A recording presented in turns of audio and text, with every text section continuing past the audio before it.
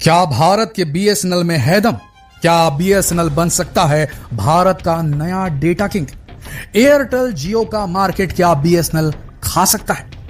ये बात सुनने और बोलने में ही अजीब सी लगती है, क्योंकि बीएसएनएल से ज्यादा एक्सपेक्टेशन आज के भारतीयों को नहीं है।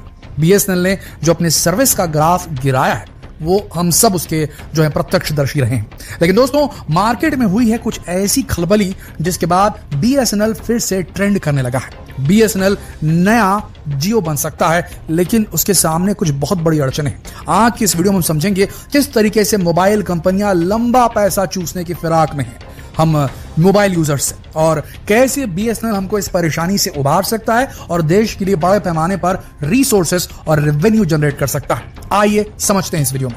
दोस्तों, ये खबर तो आपने सुन ली होगी, नहीं सुनी तो फिर से सुन लीजिए। भारत की प्रमुख टेलीकॉम कंपनियां एयरटेल, जियो और वीआई ने अपना अच्छा खासा जो फीस वो लेते थे, जो टैरिफ लेते थे, उसे बढ़ा दिया।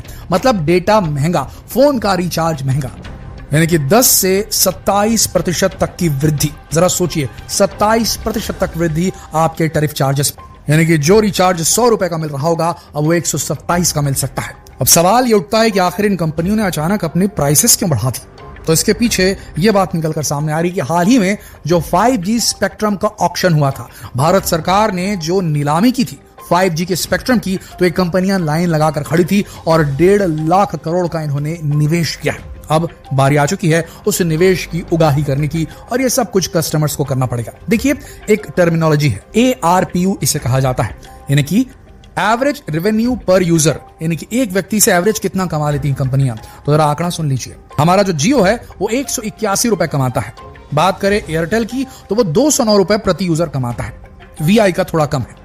तो दोस्तों, टारगेट रखा है एयरटेल ने कि जो 209 रुपए वो ले रहा है वो कम से कम उसका एवरेज रेवेन्यू पर यूजर जो है वो 300 रुपए हो जाए। अब बाकी कैलकुलेट कर लीजिए, जियो कितना बढ़ाएगा और वीआई कितना बढ़ा सकता है। अब अपना दिमाग लगा लीजिए। तो अब मार्केट से उगाही शुरू हो चुकी है। कंपनियां अब जो सर्विसेज दे रही हैं उसकी एवज में पैसा लेना बड़े पैमाने पर शुरू करने वाली है। वहीं देखा जाए तो जो यूजर इस्तेमाल करते हैं उनका बेस बड़ा नहीं हो रहा है, कि नए मोबाइल यूजर निकलकर कम मात्रा में आ रहे हैं। जैसे आज से 10 साल पहले होता था, उससे स्पीड अब कम हो गई है। ऑलमोस्ट सभी के पास मोबाइल पहुंच चुका है, सभी के पास ना कहें तो ज्यादातर लोगों के पास पहुंच चुका है। तो यूजर बेस नया नहीं बन रहा है, और उन्हें ऐसा करने की जरूरत इसलिए पड़ रही है क्योंकि अगर वो पैसा नहीं लेंगे तो वो अपने एक्सपीरियंस, यूजर एक्सपीरियंस को एनहांस नहीं कर पाएंगे। नया इंफ्रास्ट्रक्चर इनको डालना पड़ेगा। 5G इंफ्रास्ट्रक्चर डालने के लिए 5G हर जगह पहुंचाना होगा, इसमें पैसा लगेगा, लागत लगेगी। तो पैसा निकालने के लिए यूजर से पैसा लिया जा रहा है। पर ये जो हाइक हुई है प्राइसेस, बढ़ी है प्राइसेस, इसने मोबाइल यूज को काफी महंगा बना दिया आम आदमी के लिए, और इसीलिए बीएसएनएल फिर से चर्चा में आ गया।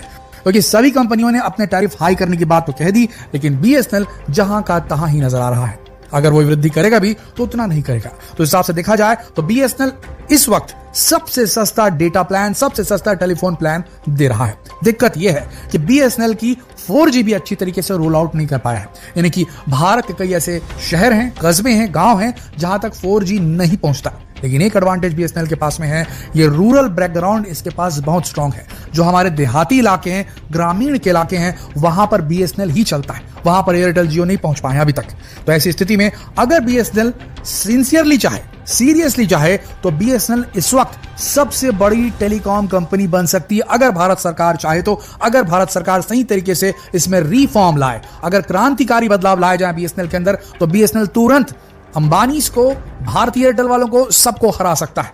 दिक्कत यह है कि क्या बीएसएनएल को रिवाइव करने की कोशिश की भी जाएगी, और डूबा भी तो क्यों डूबा बीएसएनएल, आइए समझते हैं। दोस्तों, बीएसएनएल सबसे पहली शुरू होने वाली टेलीकम्युनिकेशन एजेंसीज में से है भारत के अंदर बड़े पैमाने पे। सन 2000 में लॉन्च हुआ था 1 अक्टूबर को, और तब से लेकर के सन 2009 तक के बीएसएनएल का बूम था। सन 2009 में नई नई कंपनियां आनी शुरू हुई, उन्होंने बेहतर कस्टमर सर्विस देनी शुरू किए। कस्टमर्स के फोन अगर कुछ प्रॉब्लम आ जाए तो जल्दी उठाया करती थी ये प्राइवेट कंपनियां, जल्दी इंस्टॉलेशन करवाती थी, रिपेयर का काम आता तो भी ठीक करती थी, और सारा कुछ एकदम जल्दी करके देती थी। तो इसीलिए पॉपुलर होने लगी सारी प्राइवेट कंपनीज। इनकी स्पीड अच्छी थी, कॉल ड्रॉप कम होते थे, और जब इंटरनेट बूम आने लगा भारत के अंदर 2009 के बाद, तब उसके बाद में ये सारी कंपनियों ने अपनी स्पीड बढ़ा दी, जबकि बीएसएनएल अपनी स्पीड नहीं बढ़ा पाया था। वीडियो उसमें बफर होते ही रहते थे, गोल गोल चक्कर घूमते ही रहता था, वीडियो आगे नहीं बढ़ता था। और अभी भी कई जगह ऐसा सिचुएशन है जहां बीएसएनएल की स्पीड बेहद स्लो है, जबकि इंडिया में 5G तक रोल आउट हो चुका है। टेक्नोलॉजी का ये लैग पुअर कस्टमर सर्विसेज यानी कि कंज्यूमर जो सर्विसेज दी जाती थी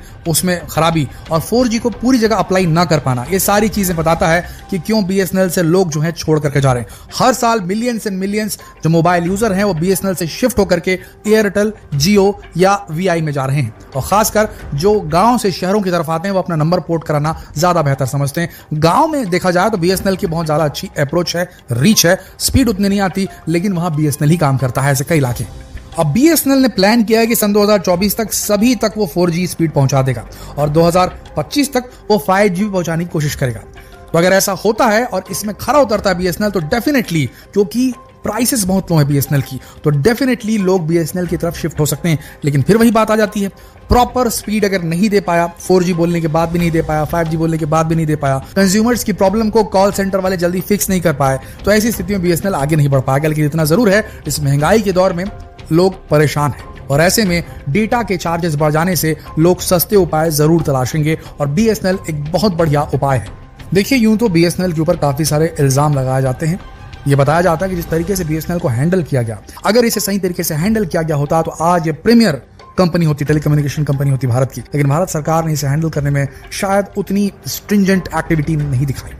इसमें बहुत सारी प्रॉब्लम्स आई। डिलेड मॉडर्नाइजेशन, जब पूरी दुनिया 3G में जा चुकी थी तब भी BSNL 2G में चल रहा था, जब पूरी दुनिया 4G में चली गई तब भी BSNL 3G में जी रहा है। प्राइवेट प्लेयर एयरटेल, वोडाफोन, जियो ये जब आए तो रैपिडली इन्होंने एनहांस किया अपनी टेक्नोलॉजी को, अपनी सर्विसेज को, लेकिन BSNL ने अपने इंफ्रास्ट्रक्चर पे काम नहीं किया, अपनी मूलभूत ढांचे में काम ही नहीं किया। फाइनेंशियल मिसमैनेजमेंट बहुत ज्यादा पैमाने पर हुआ BSNL के अंदर और इस वजह से नुकसान हुआ। वहीं कई बार सवाल उठाए गए कि जो गवर्नमेंट की पॉलिसीज थी उनमें काफी डिले था।